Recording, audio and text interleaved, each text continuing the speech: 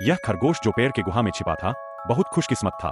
भेड़िया हवान के तेज पंजे उसकी तंग छोटी जगह तक नहीं पहुंच पाते थे, इसलिए वह अंदर नहीं जा सकता था। फिलहाल तो खरगोश सुरक्षित लग रहा था, लेकिन भेड़िया हवान जल्दी हार मानने वाला नहीं था। वह लगातार कमजोर जगह खोजता रहा और आखिरकार पेड़ हिलने लगा। खरगोश पेड़ के साथ लुढ़कता हुआ पहाड़ी से नीचे गिरा और ठंडे झील के पानी में गिर गया। खरगोश मजबूर होकर अपने छिपने वाले गुफा से बाहर आया और यही भेड़िया हवान का इच्छित नतीजा था। भेड़िया हवान की कई खासियतों में से तेजी और सहनशक्ति भी थी। एक जबरदस्त पीछा होने के बाद भेड़िया हवान आखिरकार खरगोश का पता को बैठा। वह निराश और उदास होकर अपनी सीमा की जांच करता रहा। आगे पेड़ों के ऊपर उसने एक अजीब सा घोंसला देखा, जिसमें शायद ऐसे कीड़े या पक्षी थे जो अभी उड़ना नहीं जानते थे। इसलिए उसने बिना हिचकिचाए पेड़ पर चढ़ना शुरू किया।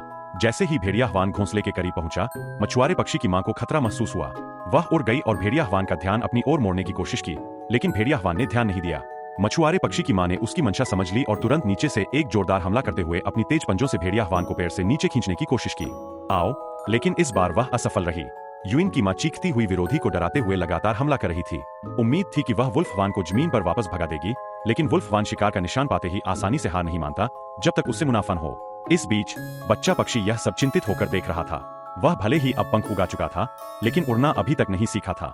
मां हताश होकर फिर से डाइविंग अटैक करती है, फिर भी वुल्फ हवान को भगाने में नाकाम रहती है। आखिरकार बच्चा पक्षी मौत का सामना करता है। त्रासदी घटती है, केवल एक दुखी मां और एक खाली घोंसला बचता है। प्रकृति किसी से दया नहीं करती, बस जीवन और मरण का सिलसिला चलाती रहती है।